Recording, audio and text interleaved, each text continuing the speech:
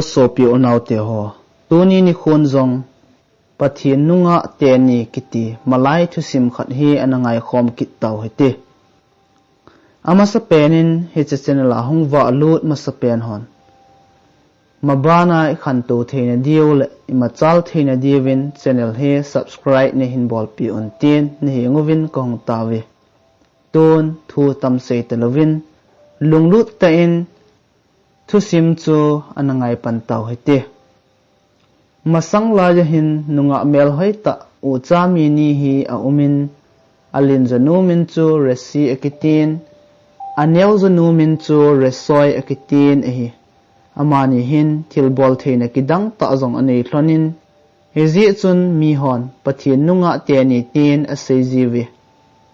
chule amani hi insang ta khatin a cheng thlonin amani tailo koi macha kaldo theilo in sunga jong wa lu theilo hi ama wang amani phalna pi thlona lut na dinga le ado pi thlon lawang midang jong a chen na in thlona chu lu thei tho hi gam pam mi khochom mi manei thangza ke ti kha jong hi a omin ama hi gol thlang mel hoi ta le mi bol thei ta kha jong chu a hi thlasi le khat ve nunga resi le resoi hela chun manei thangza chu ahungjin nunga nu te ni in kom pha tiang la khat hi asajin resi le resoi kot nei hon thlono tin zaila awai ji chotiang resi le resoi in jong manei thangza chu gol tlangdang zo se sanga adei thlon ji chun kot hon pi ji thlonin achung langa ahungkal to theina din jong le ado pi ji thloni nikhat khalbom pu he resi le resoi chen na khwa chun ahungwa lut in zibe me thai pi kom chun achin nei ki chen pi tan tin aga sei tai chuin me thai pin adon bot in ke te si chatmo ipiding nei ti ham nunga hoi ta le nunga chingta ke ho kho hin u cha mi ni a umi amani chu hilai insang hun a cheng thloni amani kho ki chen pi la chun aham papa na hi ding a hi tin a sei pi tai chuin khalbam pun adon bot in hoiza ke amanin e dei thlon ding ham hezi a chu nang ko hung hel a hi tin adon but tai chun me thai pin jong adon but khit in manei thangza ki ti gol tlang mel hoi ta khat gampa ma konin thlasi le resi le resoi kom hin ahung ji a in kom thlon apha tiang la khat hi asaji atin manei thangza la sa ji dan hole akingai dan tho chu a sei pi in chule chinlang hilaya resi le resoin azun tha jin thlon khun azun hal thlon khu gali le chun na ozong manei thangza o banga umding ai tai chutiang la chu sale chun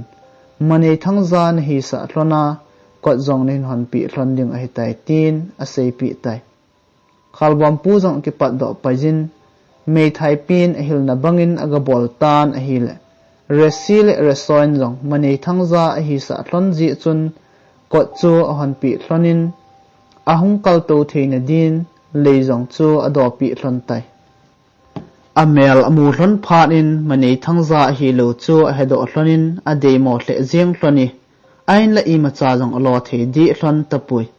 hezi chun a unu resin anaw resoi ko ma chun gu thim chan a sei pi in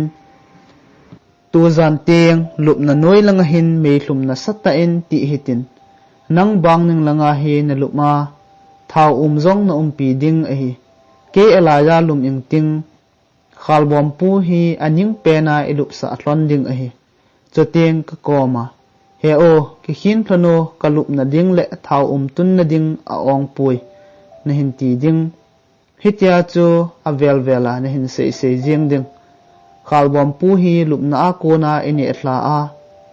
meilum sunga khu igo wam hilding a hi tin a sei pi tai somlo ka in mui khu ahung thimin zan chol dam phat zong ahung hetai ama ho jong alum tawin a unun a hil na bangin resoin he o ki hin be thlono kalup na ding mun a ong pui tin a sei pan tai hitia anaw nun a hin sei ting chule resin khalbom pu ko ma chun khalbom pu ki hin tolo keima zal na ding le ka sangjal na ding mun awang puitin a seizin a hil khalbam pu chu a kitol thadi di jing tan hi chun ke chu ka thlawang wang tin a ki khin pum chun a seizi a chai nan zan sot nungin khalbam pu chu lupna a konin a liang hlan meilom la chun a liang lut in mezin akavam hiltan a hi ni phapep zovin khulgam latta a konin manei thangza chu resile resoi komin a hungkit tai a hin la resile resoin kot hon pi num thlon tapun khalbam pu na hi ji e tin a sei thlon tai la izat ve asa awangin ata san the mong thlon tapun he ji chun manei thangjan a za thlon a sejin chunglama kot chu hin hong thlonin lang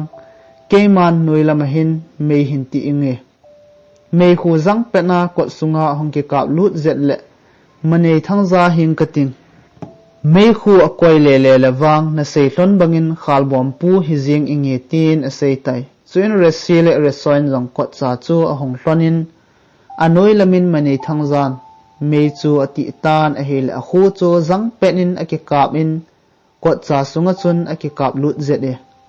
a hin la resile resoin wang ata sandi theidi hlon pun hezi chun manei thangjan aza thlona a sei ki nin a hile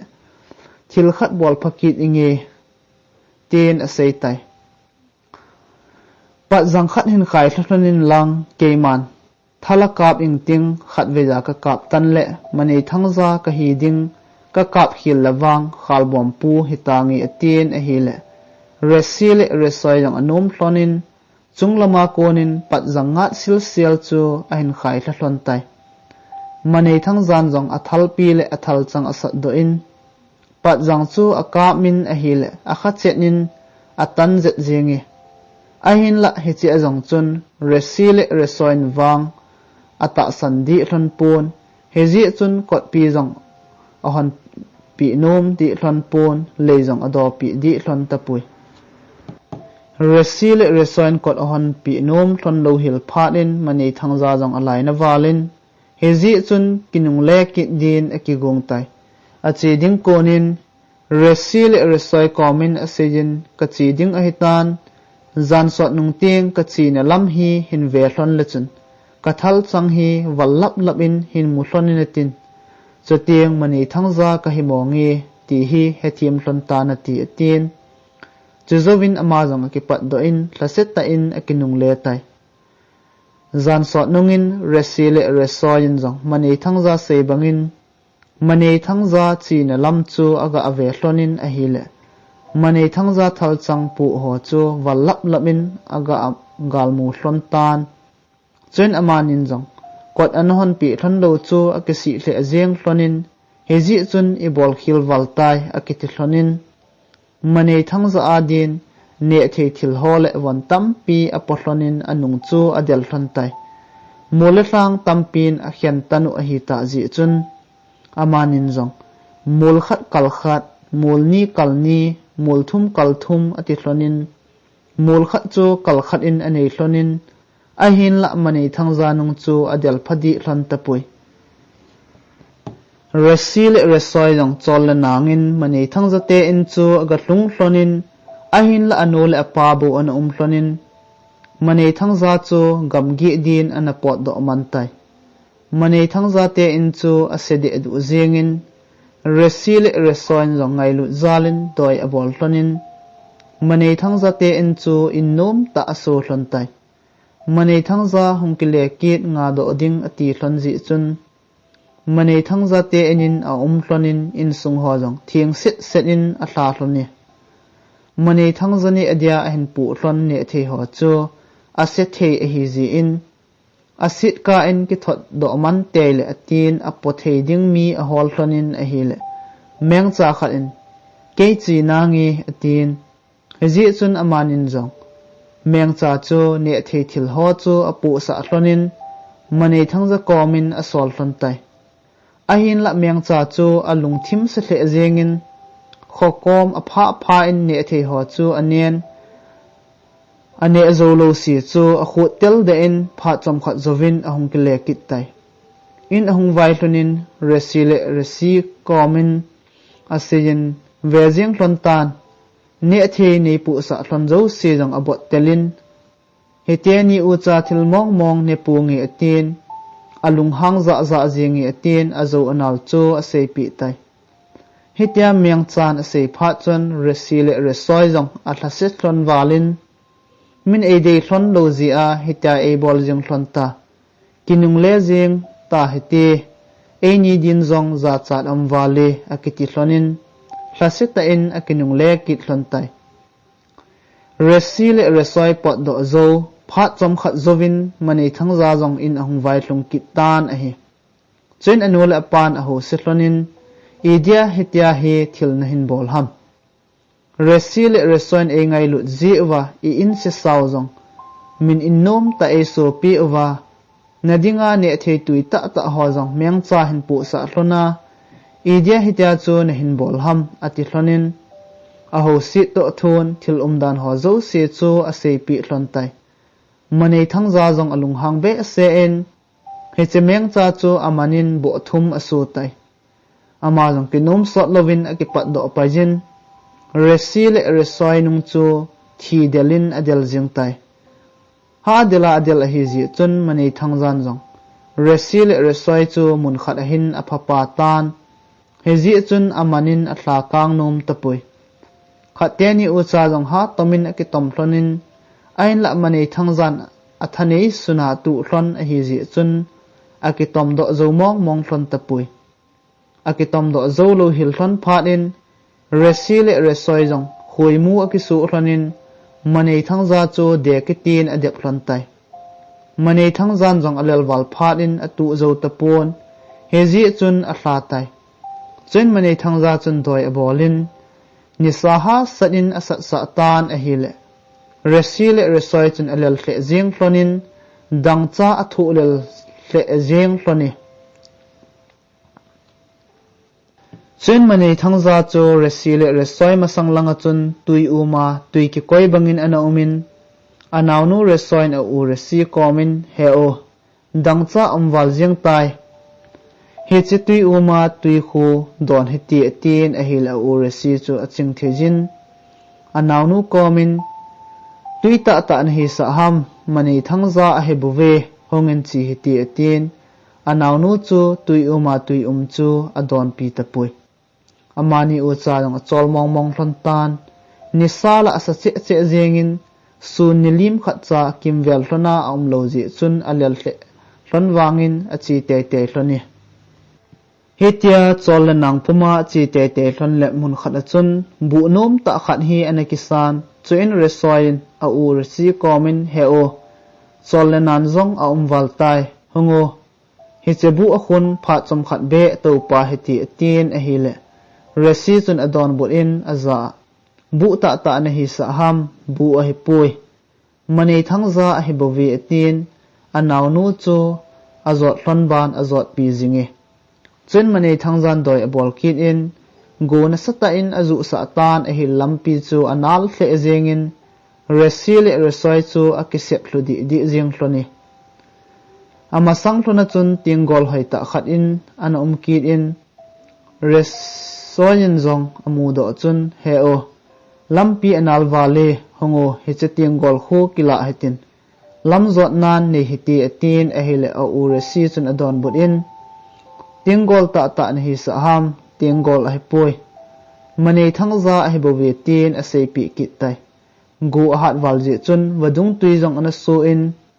palgal kai zo hoi a hitapui mani thangza chu mun khat a hin leinom ta khat in anakidon hecheleya lema galkai tailo chu wadung galkai na theidang a tapui resoi dong a unu komin he o hungu hecheleya hin molem jing hiti atin a hila uresi chun adon bot in leita ta na hi sa ham mani thangza a hibowi atin ain la adang wadung galkai na the a loji chun alem te te hlon chu a hungai tai alem hlon lo le hi chewdung panga chu khawa hlon ding hi ta ji chun resin jong anaw resoi za a sin boy nang khat ve na changin galem masa o na lem do thiza hi le thakhat in lem na heti tin anaw nu chu asol tai resoi chu agalemin ehil ima tipon alem do chet jingi chen amani jong ki tu tu hlonin leya chun alem hlon tan ehile alai lung apha hlon lai te in mani thangza chun aman hlon tai chen amanin jong mani thangza ko ma chun asei hlonin neilung sit hlon mong mong ehile ka thu sei hlon hi nei ngai pi in keini phun chong pa in pa hlon ing ting nisagi sunga zulewa khat cha kachung hlona chuman lo hi la nei ven bit zo hlon le neilung sit hlon mong mong a hi tin ki chen pi hlon nangi ahin la nisagi sunga nei ven bit zo hlon lo lawang nop mo na sa lo ding iki hian diu a hi tai ati pi hlonin a hi le manei thangza jong lungsit zalin anumin he ji chun resile resoi chu phun chong pa akisu hlonin khopa ma chun apa hlon tai manei thangza jong pon tho ta in apangin phun chong phungte ni achun zulewa khat jing cha jong chu sa man lovin lungsit zalin aveng bit zingi hitia phun chong pa avet suina jong nigup ahling tan ni khat bo awat tai nigup zana chun a khosong mi ten gol nup lo pi ta khat hi abolun manei thangza jong chu hungzau te te din atim tawi manei thangzan jong zan hin ipi zulewa jong umpunti kinin ga kizawin tin jingka ting athain phun chong hi kinga kit tan ti atin a khosung mi gol no bol na achun aga zaw tai ki pa le thanum ta in gol no chu abolun masang khanglai a hi ji chun zule sa jong ningthling selin abolun a hi manei thangza jong zule sa chu anen numa sa hle zengi zu ha don walji chun a kham walin kho helovin a I mumil tai zu adon kham walji chun jingka in zong khang jing a thozo tapon a hile a phun chonga na chun zulewa anadim set jing tai ang kha do in ama jong phun chong phung lang zonin a hlai zelin a hile phun chong phunga chun zulewa anadim set tan sun kim lang jong ana hitai chuin resile resoi jong mi him hong kis nung so kit hlon tan manei thangza komin kalung sit ni nei ti hlon wanga neilung sit hlon lo tunin ka phochin hlon tai nang tabang e ngai lo to ki chen sangin dam sungin zinelwa aphazoi phui ati hlonin manei thangza chu chil asit khum hlonin ada hlon tai manei thangza iti tawa iti ka a I chana ki si wangin akitep na banga amul so zolo ji a min ada thla hi ta ji chun ila lo thepon thlaseta in hin kho chu amang tai chu sim ngai no ta jong chu hiti chun ahong ki chai tai lunglu ta hin ngai ho zo se chungin ki pa thu kain phonge ka ki pa e dam sel tawin